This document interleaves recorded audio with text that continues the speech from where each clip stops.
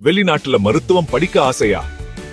Break time ட்ரிட்டே எங்க ஆரம்பிக்கிறதுன்னு தெரியலையா? வாங்க அத பத்தி தெளிவா பார்க்கலாம். முதல்ல நீங்க 12ஆம் வகுப்புல இயற்பியல், வேதியியல், உயிரியல், ஆங்கிலம் படிச்சு முடிச்சிருக்கீங்களான்னு பாத்துக்கோங்க.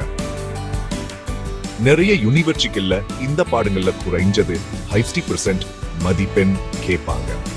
அடுத்து நீட் தேர்வுல பாஸ் பண்ணணும். நீங்க வெளிநாட்டுல படிக்க போறதா இருந்தாலும் இந்திய மாணவர்களுக்கு இது ரொம்ப முக்கியம்.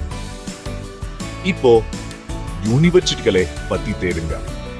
ரஷ்யா, உக்ரைன், பிலிப்பைன்ஸ், ஜார்ஜியா போன்ற நாடுகள் ரொம்ப பிரபலம்.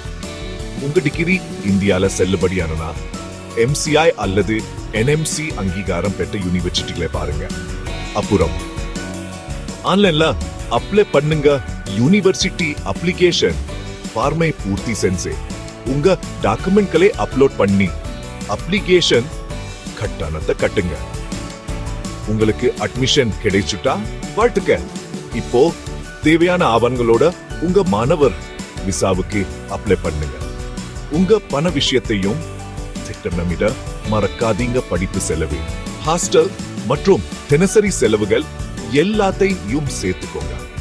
விசா கிடைச்சிருச்சா அப்போ உங்க பைகளை கட்டிட்டு வெளிநாட்டு பயணத்துக்கு தயாராகுங்க.